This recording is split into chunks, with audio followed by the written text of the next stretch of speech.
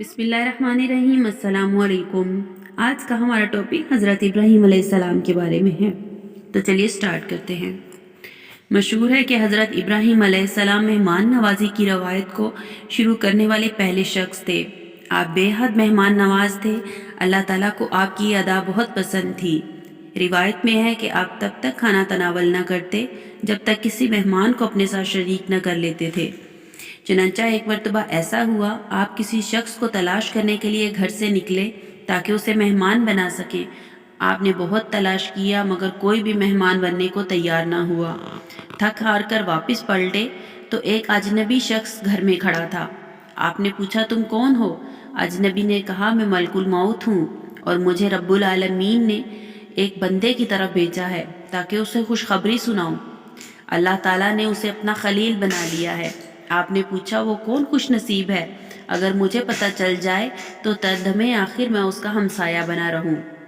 ملک الموت نے کہا، وہ خوش قسمت تو آپ ہی ہیں، اور یہ اسی وجہ سے ہے کہ آپ بلا امتیاز و تفریق آپ کی عطاؤں کے دروازے لوگوں کے لیے کھلے ہیں۔ اللہ تعالیٰ کو آپ کی ادا بہت پسند تھی۔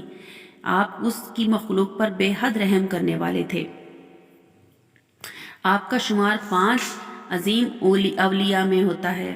اللہ پاک نے آپ کو قرآن پاک کی 35 مقامات پر حضرت ابراہیم کا ذکر خیر فرمایا۔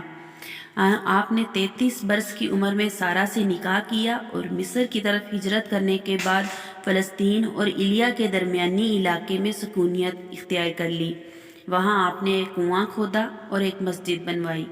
لوگوں کے بے جا ستانے اور اذیتیں پہنچانے کی وجہ سے آپ نے وہاں سے بھی ہجرت فرمائی اور رملہ اور ایلیا کے درمیانی علاقے میں سکونیت اختیار کی۔ وہاں بھی آپ نے کنواں کھودا۔ کتب تاریخ میں آپ کے بے شمار فضائل بیان ہوئے ہیں۔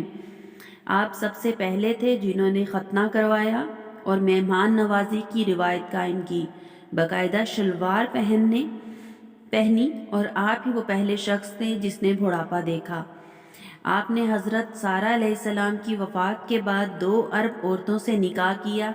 ایک کا نام کنتورہ تھا اور اس سے آپ کے 6 لڑکے پیدا ہوئے، اور دوسری کا نام اجور بنت حریر تھا اور اس کے باطن سے 5 لڑکے پیدا ہوئے۔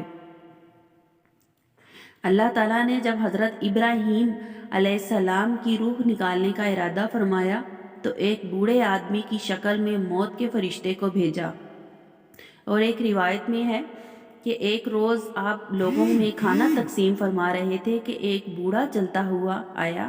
وہ بوڑھا اس قدر ضعیف تھا کہ اسے چلنا بھی مشکل تھا۔ اس کی نظر آپ پر پڑی تو ہمدردی میں آپ نے گدھا اس کی طرف بھیجا تاکہ وہ سوار ہو کر اس پہ آ جائے۔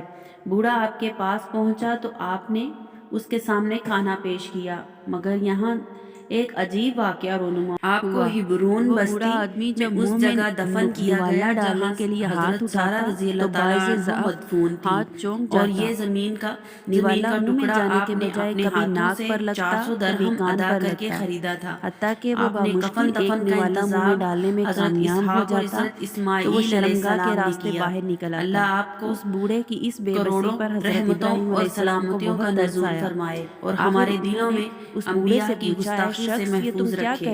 آمین ثم آمین۔ اگر آپ کو ہماری یہ ویڈیو اچھی لگی تو لائک اور سبسکرائب ضرور کیجیے گا۔